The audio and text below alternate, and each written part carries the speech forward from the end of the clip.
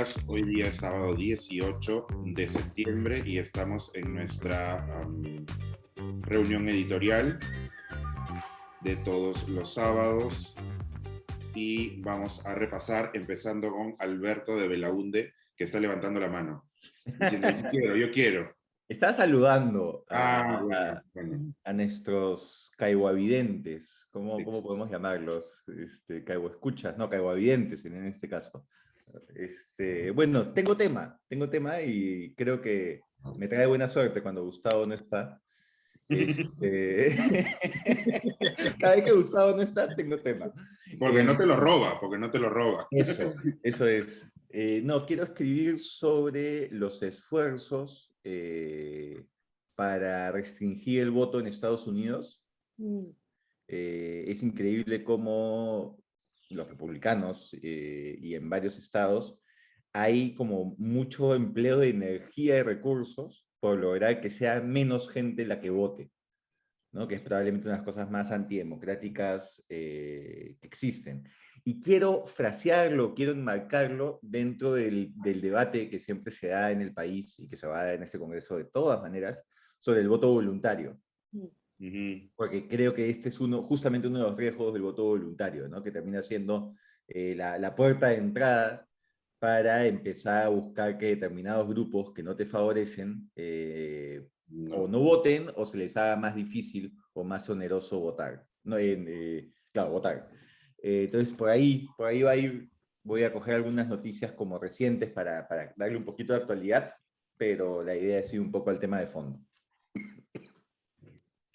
Bacán, estoy totalmente de acuerdo contigo, Alberto, de la importancia de este tema.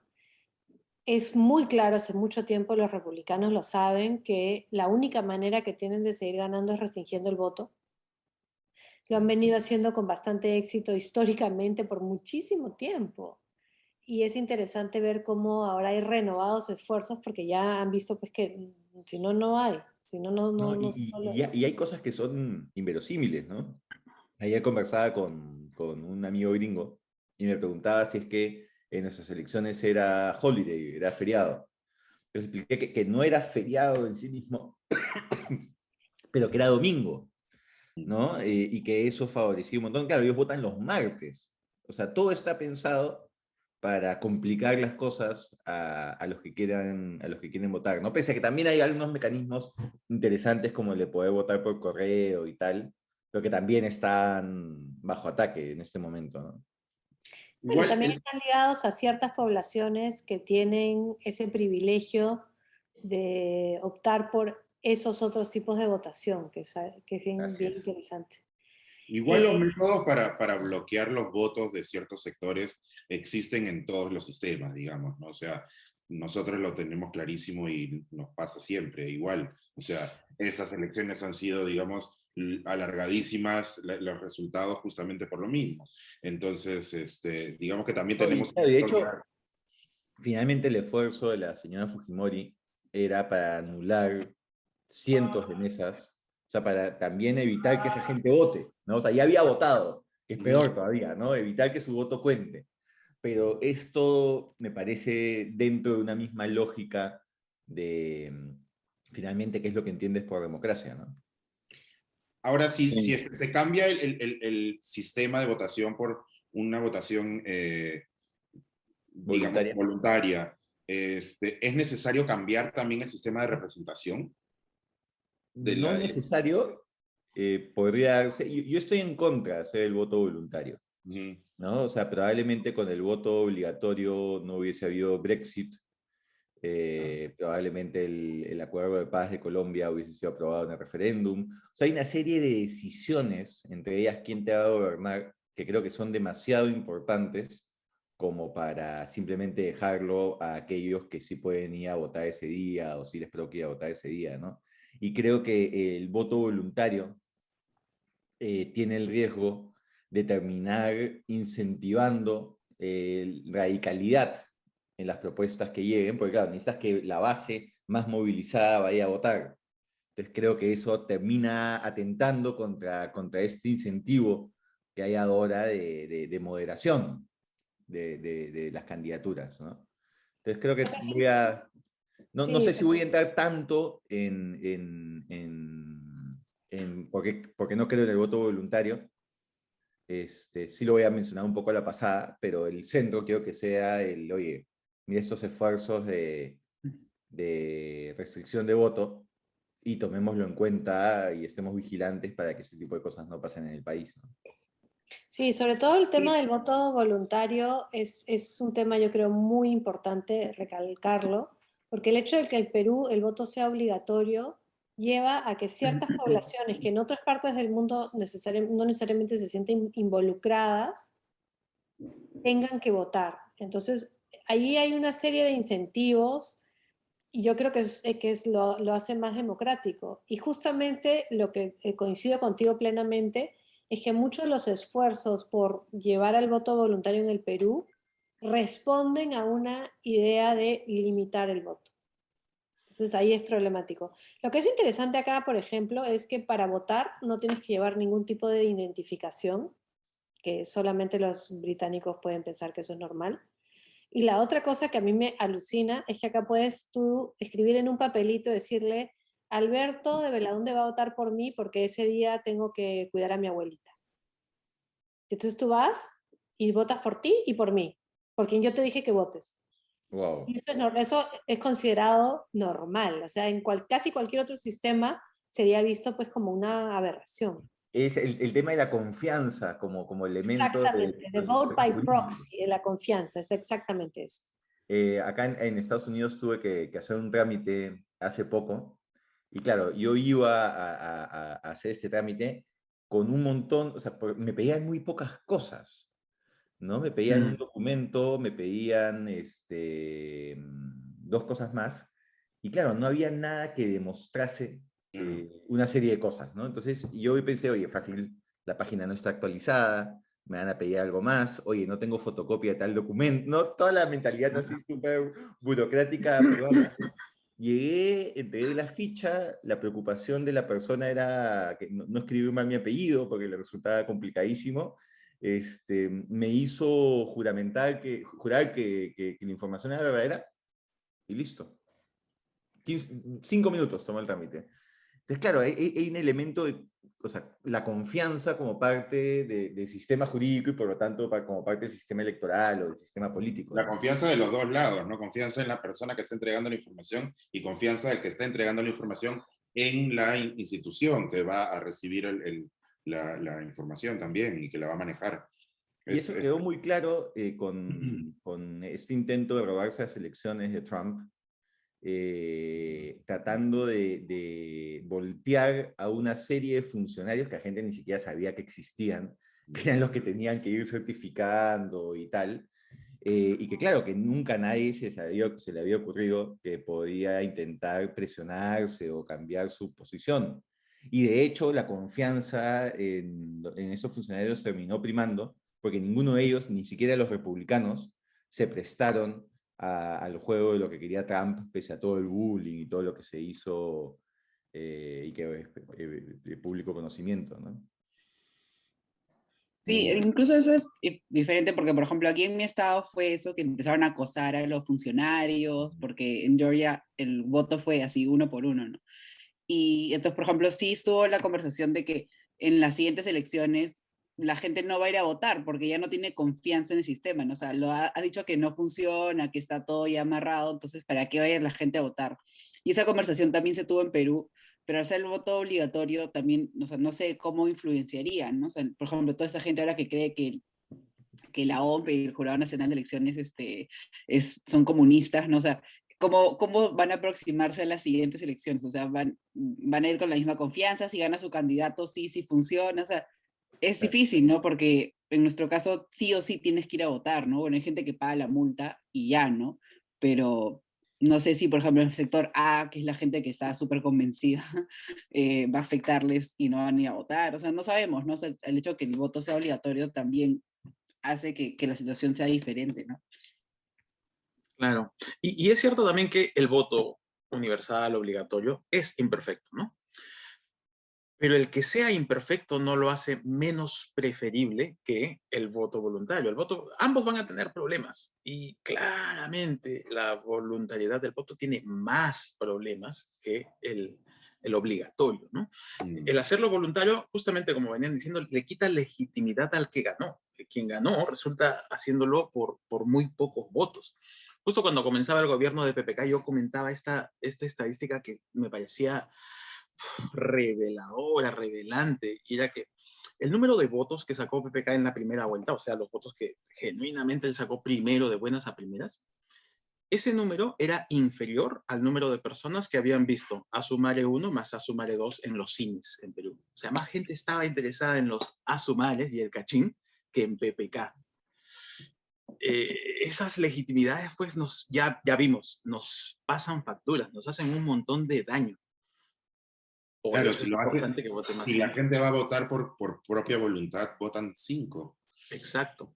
Entonces, eso lleva a dos cosas, ¿no? Uno, que vote más gente. Y segundo, que el número de opciones tampoco sea tan grande, que atomice el voto. Que sean pocas choices, pocas posibilidades para que cada una sea bien analizada y que quien gane pues tenga una legitimidad. Claro, porque sí hay, digamos, nadie está sosteniendo que no hay problemas con el voto obligatorio, ¿no? O sea, cualquiera que haya sido miembro de mesa y haya escuchado desde la cola los razonamientos de último minuto para escoger el voto, o sea, tú terminas esa jornada convencido del voto voluntario, ¿no? Porque es realmente impactante. Pero después, como bien dice Hugo, lo pones en la balanza y me parece que termina siendo menos negativo que el tener el voto voluntario. Y regresamos a la discusión de Sharon de la vez pasada, el voto por sorteo, ¿no? Claro, nuevamente. Que casi es lo mismo acá en las elecciones. Bueno, ¿algún comentario más para Alberto? No. Cerramos el tema, entonces pasamos a ver. La cara, yo no, dice Ale, yo no. Hugo Ñopo, vamos a proseguir. Ajá. Ajá. Mira, y puedo tender un vaso comunicante entre lo que va a escribir Alberto el martes y lo que voy a escribir yo después. Y es el dimensionar las políticas y ponerlas en su real perspectiva y preguntarnos por cuán importante es tal o cual cosa, ¿no? Yo quiero hablar de la suspensión perfecta y las tormentas que se vienen haciendo en la discusión a favor y en contra de eso. Y nuevamente, hay argumentos a favor y en contra de esa suspensión perfecta. Aún de la suspensión perfecta especial, temporal, que se dio ahora en el marco de la pandemia. Pero agotar la discusión en eso es demasiado miope. Eso corresponde, todo este rollo de la suspensión perfecta corresponde al 1% de la PEA. ¿Ya? Y no estamos diciendo nada respecto de todo el otro 99%, y no estamos diciendo nada respecto de todos los que están fuera de la PEA y quisieran tener un empleo, quisieran activarse y entrar al mercado de trabajo y no entran, ¿no? Entonces, claramente estamos en un problema de misperception, vamos a decir, percepciones erradas respecto de qué importa y qué no, y dónde tendríamos que estar poniendo las discusiones para que se genere más bienestar para mayorías. Esa va a ser mi discusión. O sea, suspensión perfecta, sí versus no, pros y cons y tal, pero al final de cuentas decir, esto... Cuando llegué a mi curso de Derecho Laboral en la Católica, y todos los principios y tal, y de repente un día descubrí como estudiante que más del 70% de nuestra economía era informal. No saben, o sea, el nivel de interés que tenía en el curso se desplomó, pues es como que estamos discutiendo una ficción, ¿no? O sea, termina siendo el puntito en vez de ver el mar de problemas que hay alrededor, ¿no? Pasó también con la discusión de la llamada ley Pulpín, ¿no? Ninguno de esos chicos jóvenes que salió a protestar y que tenía todo el derecho de protestar y tal, digamos, no ninguno, pero la mayoría de ellos no accedió a un empleo digno como ingreso al mercado, ¿no? Fue el subempleo o alguno de estos elementos que sin duda terminan siendo más negativos que el régimen que se quería aprobar, ¿no? Sí, no, y te tengo la estadística para eso. Mira, entre los jóvenes debajo de la línea de pobreza, solo 1 de cada 20 accede a uno de esos empleos formales por los que ellos luchaban, digamos, ¿no? Esa protección laboral que tanto anhelan o que tanto defienden y tratan de defender, en realidad es una ficción, no existe casi entre ellos. Es mucho más prevalente entre los más ricos que entre los más pobres. Sí. Bueno, y eso por eso es un poco también, me imagino yo, la discusión y un poco lo que escribía hoy día Gustavo en su artículo, que si las cosas no pasan en San Isidro o en Miraflores, es como más difícil de ser empático. Y es lo mismo un poco acá, ¿no? O sea, mientras que ese 1% o muy poco porcentaje realmente ocurre en la formalidad y en las empresas que, digamos, mueven, de ahí se habla, por eso se habla, mientras que no, si no les atacara a esas empresas no se hablaría, ¿no? O sea... Claro, claro. Y esa legislación de aprender, comprender, entender, Alberto, en tu curso de laboral, es una legislación, además, que es compleja, es un cuadro barroco, ¿ya? El gobierno anterior hizo el esfuerzo de poner toda la legislación en un compendio. Entonces hoy ya tenemos un compendio de la legislación laboral del sector privado. Y está en la web, puede googlearse. Uno googlea, va al PDF y resulta que el PDF tiene 1800 y tantas, 1850 páginas. Entonces, ¿qué sentido tiene un código laboral de 1800 páginas? ¿Quién lo va a entender? ¿Y quién va a seguirlo y tal? Pensemos en el microempresario que quiere hacer negocio, quiere hacer empresa. ¿Va a dedicarle algo de su attention span a esas 1800 páginas de un cuadro barroco? Pues no, ¿no? Entonces, No, ni hablar, tal cual. es la misma legislación la que acaba encapsulándose y convirtiéndose en algo para algunos poquitos. ¿Y cuánto de eso, a ver, o sea, esta gente que trabaja de manera legal, digamos, que no informal, formal, ¿cuánto significa o cuánto es lo que ingresa al Estado? O sea, ¿no? O sea, realmente para tener esta discusión, o sea, ¿es necesaria realmente o es necesaria otra discusión que es como poner a esta gente en la formalidad? Sí, sí, sí, ahí hay que pensar en otro tipo de discusiones. Y esa fue mi columna de hace 2 semanas, si no me equivoco, donde trataba de preguntarnos ese tipo de cosas a raíz de un paper que escribí diciendo, oye, muchos de las cosas que hoy llamamos derechos laborales, en realidad valdría la pena que sean pensadas mejor como derechos ciudadanos, derechos universales inclusive. El derecho a la salud, por ejemplo. ¿Por qué es que el derecho a la salud tiene que tramitarse a través de pagos de la planilla? Si el derecho a la salud debería ser universal. Y si debería ser universal, habría que financiarlo universalmente, no poniéndole impuestos a la planilla, sino poniendo impuestos generales. Pero esas son discusiones bien, bien grandes para las que seguramente todavía va a faltar mucha, mucha preparación. No, y es impresionante cómo ninguna de estas discusiones profundas, de fondo, tienen espacio en el debate público, debate político ahora, ¿no? Sí en espacios más académicos, pero digamos, esto no es un tema que se ve en la Comisión de Trabajo del Congreso, ¿no? Claro. Normalmente Comisión de Trabajo, Comisión de Salud, la Comisión de Defensa y Orden Interno terminan siendo espacios para aprobar la pequeña normita que permite que un grupo ascienda en la escala, que brinda más protección a un grupo aún más pequeño, o sea, una mirada muy cortoplacista y populachera de temas que deberían, pues, o sea, que están profundamente relacionados a nuestra competitividad como país y a nuestro futuro, digamos, y a nuestro desarrollo futuro, ¿no? Y Totalmente, totalmente. no existe, ¿no? Sí, sí. Populachera y hasta de repente, quiero pensar, varias veces bien intencionada, ¿ya? Quienes Sí. legislan esa Y a veces hay un voluntarismo mediocrón que también hay que, digamos, por lo menos está con el corazón bien puesto, Sí, pero que no soluciona nada, ¿no? pero claro, es que no basta con buena voluntad, ¿no? Y hay que poner las cosas en perspectiva, hay que poner evidencia sobre la base de la buena voluntad y, bueno, hay que ir construyendo así.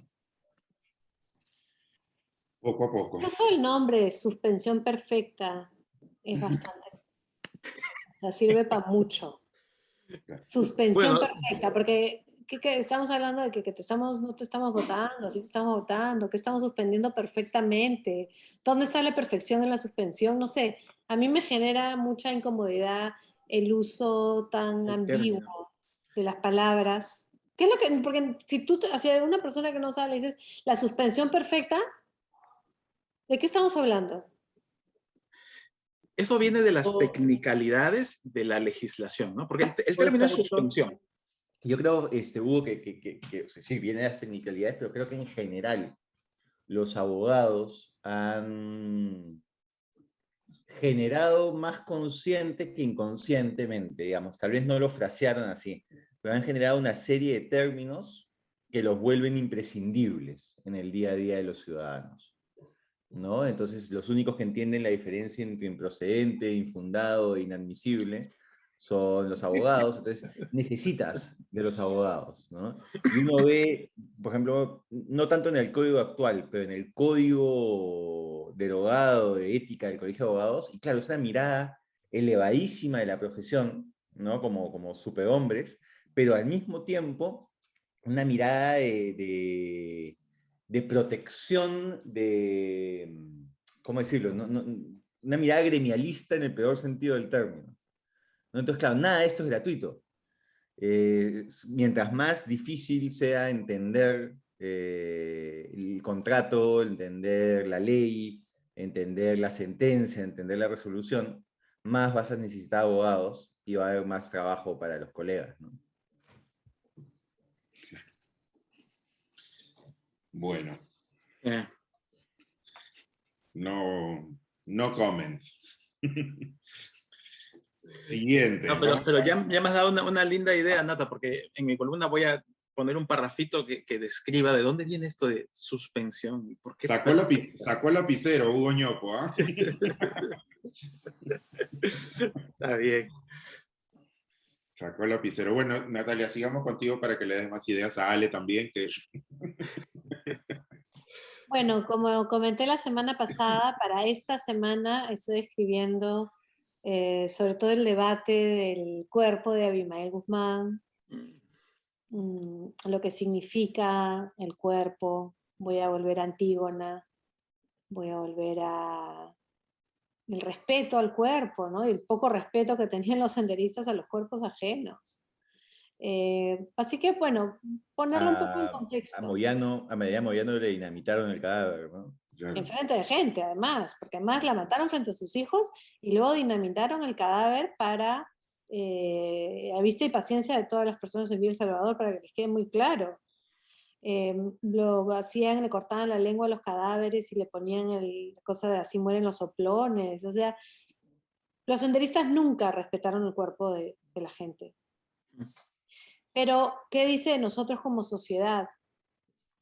¿Qué respeto merecen o no merecen los cuerpos?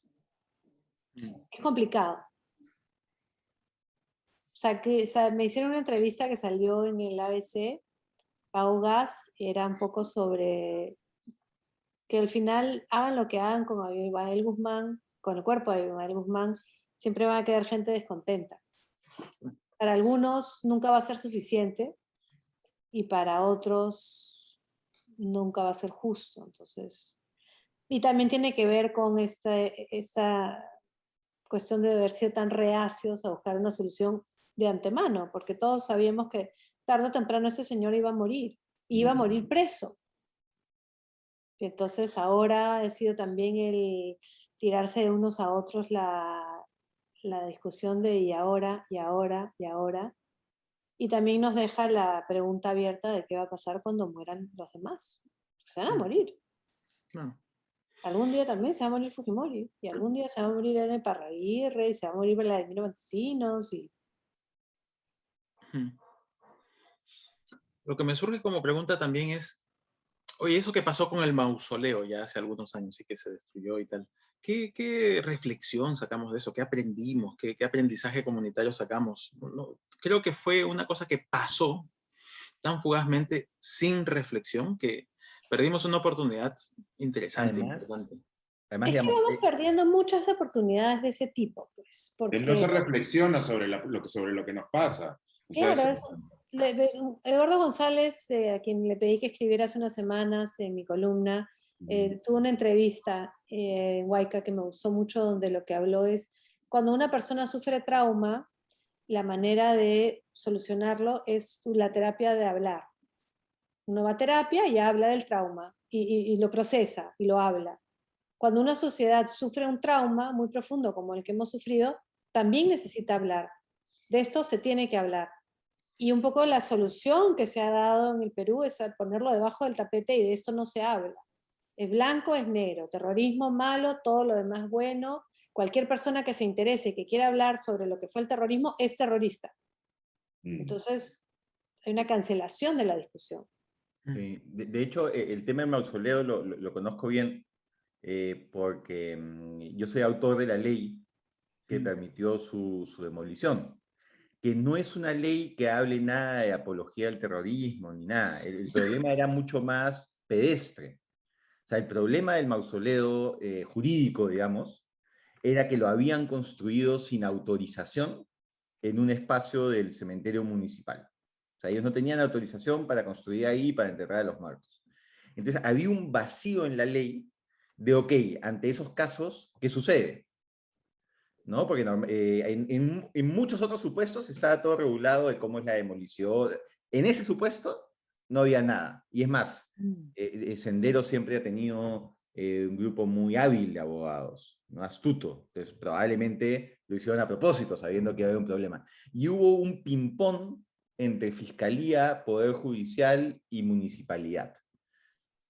Entonces,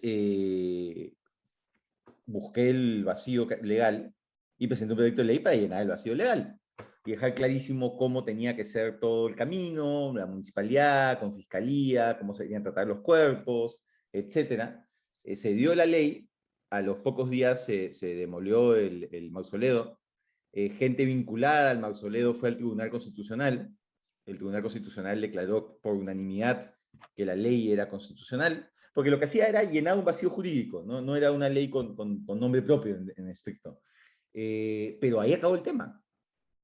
Entonces, si el día de mañana ese mismo grupo decide construir un mausoleo con todas las de la ley, sin invadir un terreno ni nada de eso, vamos a tener exactamente el mismo lío que tuvimos hace 3 años. Porque no ha habido mayor aprendizaje que el hecho de haber visto la noticia, ok, ya se demolió, listo, siguiente tema, ¿no? También yo pienso, o sea, escuchando las conversaciones esta semana, como que la gente es engreída, ¿no? O sea, porque proponen una respuesta, o sea, por ejemplo, en un grupo de amigos, ¿no? Y uno decía como que, no, yo quiero ver el cadáver, y yo como, o sea, tú estás entendiendo lo que estás diciendo, o sea, yo digo, ok, tal vez esa es la primera respuesta, y entiendo porque tal vez ninguno de nosotros ha pensado este tema antes, ¿no?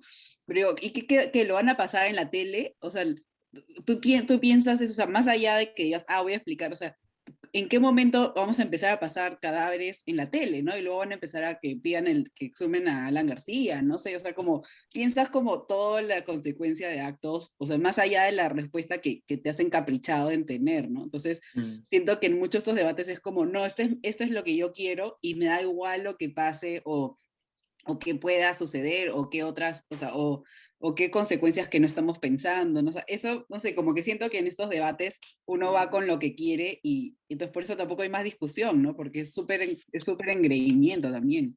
La discusión es súper básica también, ¿no? O sea, no, no, no se No, piensa un poco más allá, como lo que decías, Alberto, de no se ha aprendido, no se reflexiona sobre lo que nos pasa, lo tenemos en la cara y sin embargo no se hace nada y no se aprende.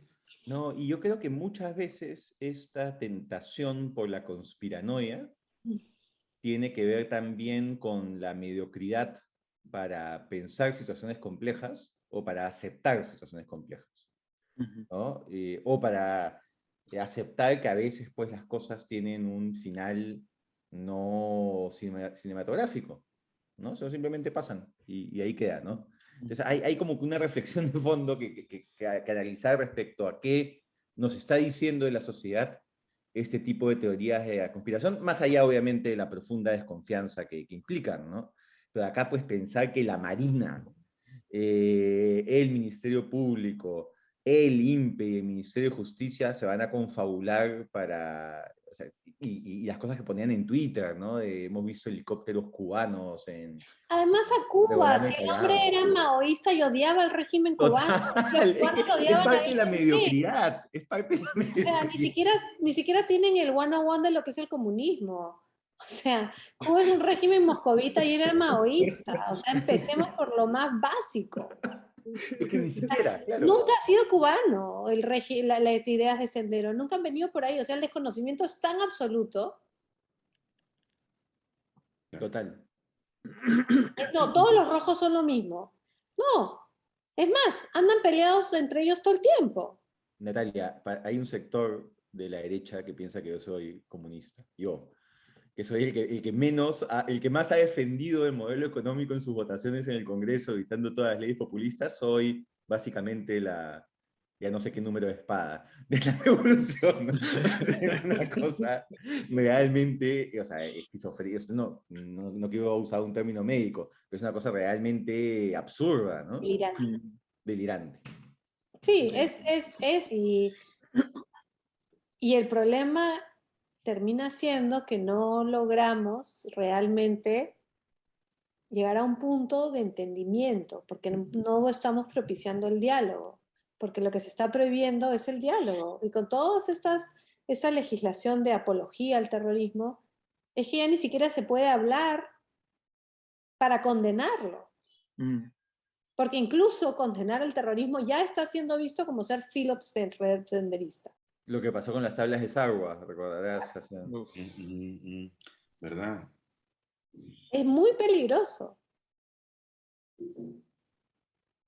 Pero ahí vamos. Así que de eso hablaré esta semana, que sale en mi artículo 19, el próximo saldrá 26, pero ahí sí veremos, pues cómo le irá a nuestro amigo que ha sido en Nueva York, se ha ido, ¿no? En las Naciones Unidas, con sombrero, sin sombrero. Sí, o sea, escuché que estaba de gira, pero no sabía cuáles eran todas las Creo que está paradas. en México primero, mis tías todo me informan, primero en México y después a Nueva York. Sí. A mí ya me llegaron unos cuantos WhatsApps conspiranoicos. ¿No será que Gustavo Rodríguez se iba a buscar a Castillo? Yo creo Sí, Que es Gustavo asesor de se ha comunicación. ido de paseo. es un asesor de... Es el que le La hace los caravana del tweets. sombrero. Veremos. Está debajo del sombrero, como Ratatouille. Como Ratatouille bajo el sombrero Pero veremos, pues, qué pasa. De aquí a la próxima semana hay mucho tiempo. Ok, entonces ahora sí, Ale, es inevitable. Ha llegado tu momento. No, sí tengo tema. Ya salí de la maldición de Dante. Oye, pero Voy a un escribir. ratito, te robo 2 segunditos. Oye, Sí. tu artículo sobre las menstruaciones y el COVID, qué extraordinario. O sea, sigue rebotando, sigue dando vueltas, todos lo comentan. Sí, Porque es un estamos tema que... vueltas locas todas, porque eso es un horror. Es un Sí, horror. lo tengo que poner en Instagram para comentarlo más, pero eso, o sea, es que ahí también te das cuenta como, o sea, hay ciertos temas que la gente tiene necesidad de comentarlos, ¿no? O sea, ya sea porque no se comenta tanto, ¿no? Por ahí un hater me escribió como que cuando salí en la encerrona, oye, ¿no tienen a nadie más? Todo el día te entrevistan. Y yo como que, pucha, es que en verdad nadie más ha escrito. Y yo dije, en verdad ni siquiera acepto entrevistas porque no tengo mucho tiempo, pero en verdad no, otras personas no han escrito esto en otros medios, en Perú, ¿no? En Perú, o sea, que es el medio local, ¿no? Entonces, Viña, pues.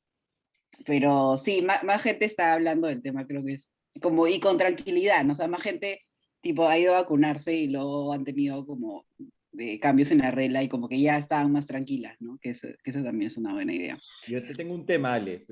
Sé A que ya ver. tienes tema para esta semana, pero tómalo, apúntalo para otro momento. Saca el lapicero.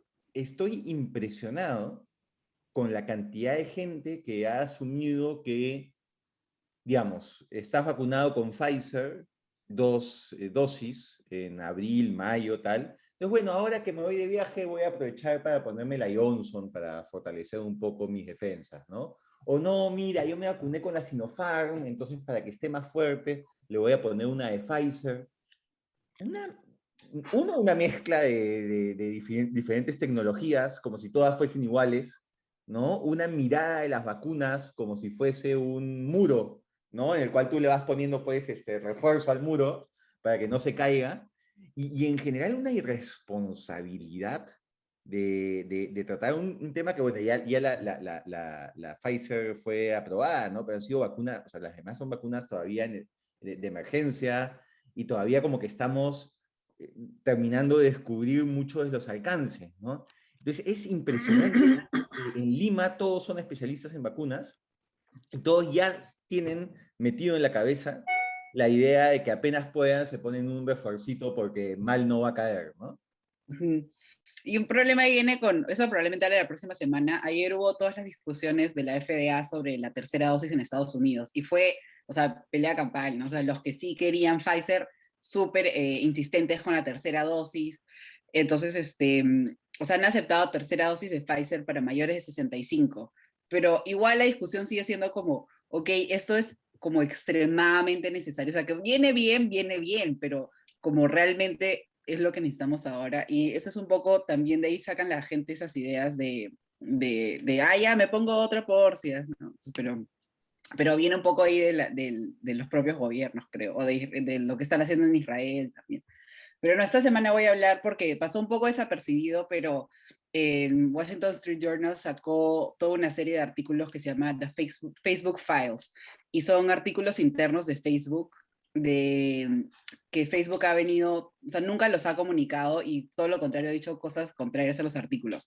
Y en concreto hay uno que dice que en Estados Unidos un 13% de adolescentes que tienen ideas suicidas las traen de Instagram. Entonces, como Instagram afecta en un 13% en Estados Unidos y en el Reino Unido era un 6%, ¿no?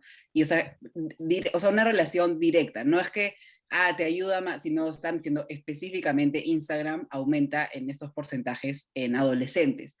Y de hecho, o sea, este documento es más o menos antiguo, y en ese periodo que Facebook ya lo sabía porque es una investigación interna, en entrevistas Zuckerberg ha dicho varias veces como no hay ninguna relación, todo lo contrario, es positivo, y se ha visto que Instagram en concreto, ni siquiera Facebook, sino Instagram, y lo asocian esto con las ideas del cuerpo perfecto, obsesión por el deporte también, que eso es algo que a veces es incómodo de hablar, como hay muchas cuentas en Instagram que ya no es como el deporte saludable, sino como la obsesión del deporte, ¿no?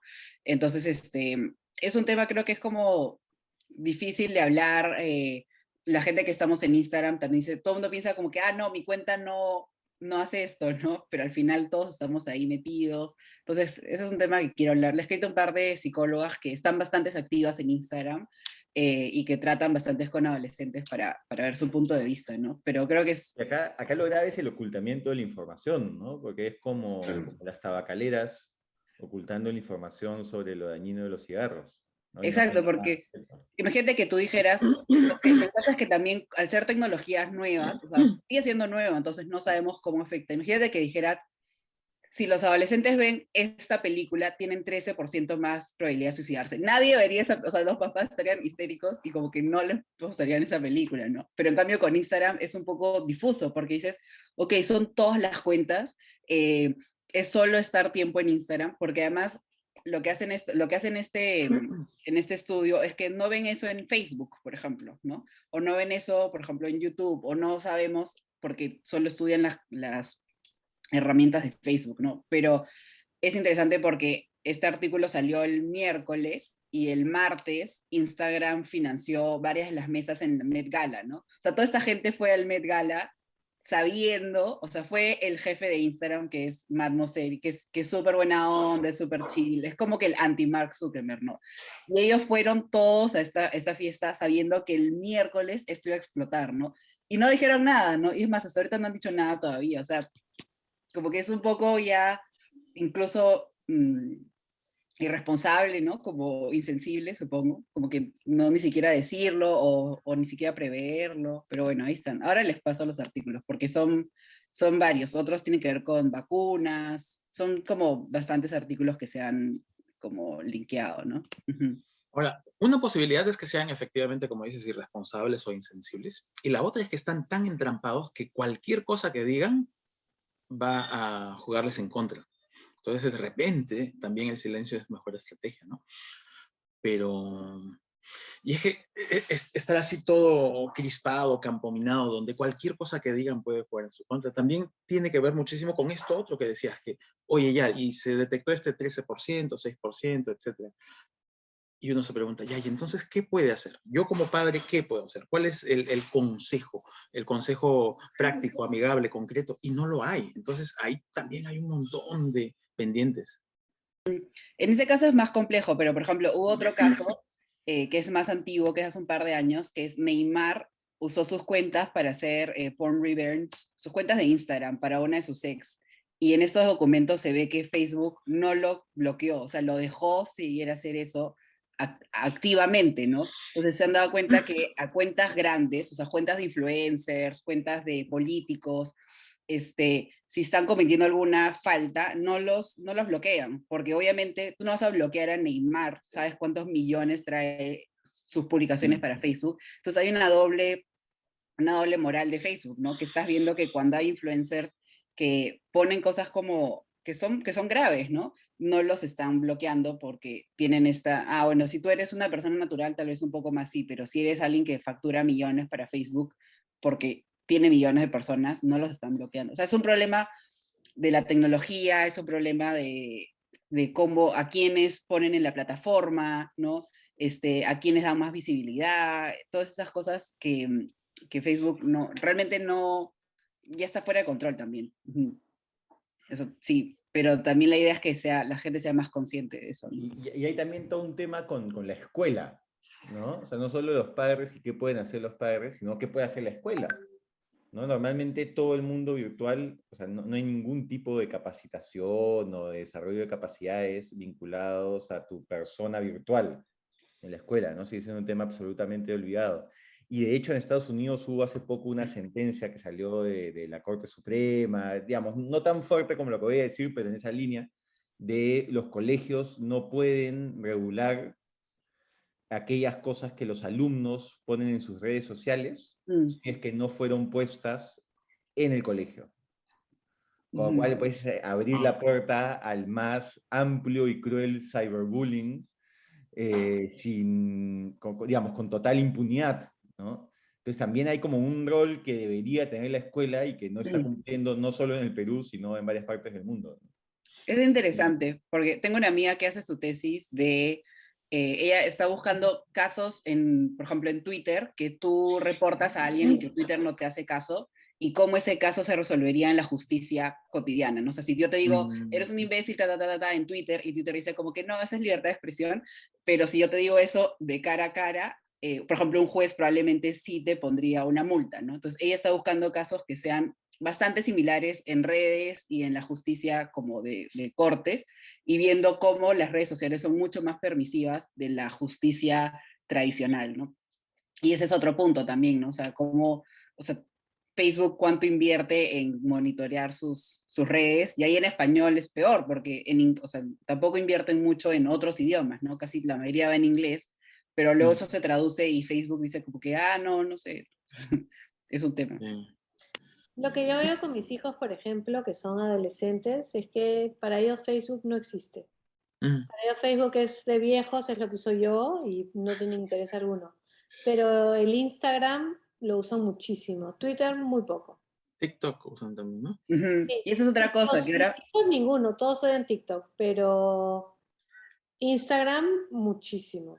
Y bueno, Snapchat, obviamente. Que es mucho más difícil de monitorear. Facebook dice como que, ya, nosotros podemos arreglar Instagram, pero TikTok no va a arreglar nada porque TikTok es de China, ¿no? O sea, como que su nueva competencia también les está dando un espacio para decir como que podemos arreglar Instagram, pero este problema va a seguir porque TikTok no lo va a hacer, TikTok es súper tóxico, ¿no? O sea, es Bueno, un y problema, también que pero... los jóvenes pasan casi todo su tiempo en Snapchat.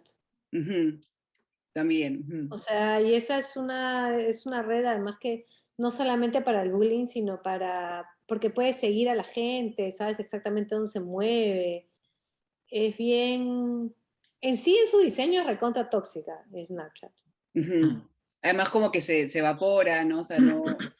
Como que... Se puede no evaporar, o sea, tú además le puedes tomar una foto, o sea, alguien que ha puesto algo que Después, pensó que iba a desaparecer, le tomas un screenshot y no desapareció y lo puedes de ahí republicar, o sea, la cuestión y en realidad eso es lo que usan los jóvenes, es Ujú. tremendo. Sí. Bueno, ese es el tema. los números que Magnífico. sale son terribles, definitivamente. O sea, 13% es un montón. Además es solo Instagram, ¿no? O sea, como dice Natalia, o sea, no es como que digas, ah, ya es Facebook. No, o sea, es una app en concreto, ¿no? Entonces, o sea, ¿cuál es el problema ahí, no? O sea, es los estándares de belleza, o, cosas así, no sé. Ahora, un comentario colateral o al margen, lo que añadió Alberto acerca de esa discusión de qué sucede dentro de los muros de la escuela versus qué sucede fuera de los muros de la escuela, es una discusión que viene ganando momentum también y es recontra importante, ¿no? Y ya sucedía, digamos, en las épocas en que yo iba al colegio, por ejemplo, ¿qué sucedía si dos compañeros de clase se peleaban fuera de la escuela? ¿Era un problema de la escuela o no? Y ya de alguna forma ha ido tomando momentum esa discusión de pensar que el muro físico de la escuela en realidad es una cosa física, no tendría por qué ser una limitación. Las escuelas, más que escuelas en ese sentido, tienen que ser comprendidas como comunidades educativas, donde en realidad entonces el muro físico no es lo relevante ni lo central. Claro, es como Pero de tirar. ahí tu colegio podría, por ejemplo, decir, oye, has publicado algo que va en contra de lo que nosotros creemos en tu Instagram, por ejemplo. ¿No? O sea, como que es de dos formas. Por ejemplo, en mi colegio, que era súper católico y súper conservador, si yo hubiera puesto algo de la comunidad LGTB, me hubieran dicho como que, ah, eso no es, ¿no? O sea, como que lo vemos de una parte, pero también cómo los colegios controlan ciertas narrativas, ¿no? Entonces, eh, o sea, la conversación es difícil, ¿no? Porque dices, ok, Bien. ahora todos de mi colegio pueden ver lo que yo pongo en mi Instagram. Por ejemplo, yo tengo un Instagram privado y ahí es como que, no, Claro, lo ahí no hay peor, cancelación, ¿no? O sea, lo peor que puedes hacer es lo que hizo la Suprema, ¿no? Que es un poco lavarse las manos y Mm. no, o sea, ni siquiera dar como, no sé, pues parámetros generales, ¿no? Y sí, o sea, va a haber situaciones de arbitrariedad y de subjetividad, como toda aplicación de norma, ¿no? Finalmente somos seres humanos tratando de regular a otros seres humanos, ¿no? Pero si ignoramos el tema va a ser mucho peor porque ahí sí es, pues, eh, el señor de las moscas, ¿no? claro, o por ejemplo, cada vez que hay como algún asesinato, algún crimen, la gente luego va a redes sociales, ¿no? Y es como que era obvio, ¿no? O sea, era obvio que esta persona iba a coger una metralleta, iba a ir a su colegio, ¿no? Entonces, como que dices, pucha, también, tal vez sí, o sea, es complicado, ¿no? Porque dices, hay veces que las redes sociales te dan como ciertas pistas de qué onda con esta gente, ¿no? O sea, entonces, también tiene que haber ese monitoreo, ¿no? Pienso. O sea. Eso es un poco lo, Sencillo. lo que dice Hugo de lo físico versus lo virtual y lo digital. Sí, efectivamente. O sea, la vigilancia tiene que estar, no solamente la vigilancia, sino la ley, ¿no? Tiene que estar involucrada en ambos espacios. O sea, las herramientas nuevas y hay que ir desarrollando nuevas, de ir legalizando, haciendo leyes para estos espacios, definitivamente. Cuando No, tenga hijos no van a tener redes sociales. suficiente de la Van a madre. nacer con chip, ya. Ya no, You're sin good. Ya internet. para entonces sale ya las redes sociales van a haber pasado de moda. Amish. Bueno, dice pues que los grandes tycoons, estas cosas no dejan que sus hijos usen ni redes sociales, ni mucha media, pero por otro lado, en el mundo en el que viven, es bien difícil. Sí. Sí, hoy no puedes relacionarte con el mundo si es que no estás en redes sociales. Mm. O sea, los chicos hoy mismo están estudiando a través de todo virtual, o sea, Ujú. En mi época era Messenger, no había redes sociales todavía. Latin Y chat, el Latin chat. Y claro, En mi ¿cómo? época era notita escrita a mano con tinta china en la clase que le pasabas a la otra. Sí. Y Que le- llamaba por teléfono en la tarde, ¿o no? Sí, llamaba por teléfono. En mi casa el teléfono, mi hermana y yo lo contestábamos tan rápido que ni siquiera sonaba una vez ring. O sea, hacía clic y ya, ¡aló! Para pelearnos el teléfono, claro. Sí, Zoom debería tener esos zumbidos de Messenger, ¿se acuerdan? Que era como... Pero bueno, yo en contraste Hacíamos estudié, pues, respetar. yo estudié en este colegio religioso y de hombres, ¿no? Entonces los códigos de comunicación eran guturales, ¿no? A lo Tarzán, así. Oye, Wong, era todo lo que nos conversaba. Oh, No, era genial. Llamada por apellidos, es la clásica de colegio, ¿no? Entonces, claro, hasta que llamas por teléfono y es, aló, ¿está González? Bueno, hay 7 González en esta casa. ¿Con quién quieres? ¿Con cuál de ellos quieres? Sí, con una amiga que en su casa pusieron eso que a los 3 minutos se cortaba la llamada. Entonces, o sea, habían miles de llamadas, porque cada 3 minutos había que volver a llamar. O esos teléfonos que tenían cajita y llave. En mi casa, Sí, con llave, con llave. pero yo nunca llamaba. igual metías una regla y tuk, mascabas o marcabas con el... Hackeabas el teléfono. ¿Qué habla? Ah, El terror de la factura después. Sí, nosotros éramos los super analógicos. Qué vergüenza. Lo hacemos en O evidencia. si no, ir en bicicleta por el barrio para... Chequear. Esa era otra clásica, pero bueno. Bueno, señores, le hemos dado vuelta a la semana con los que estamos.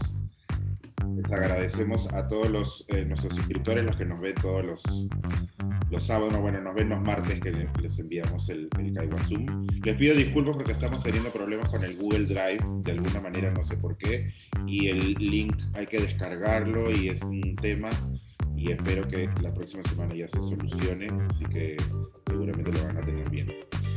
Bueno, nada más, les mandamos un abrazo a todos, muchas gracias por vernos y por suscribirse. Adiós.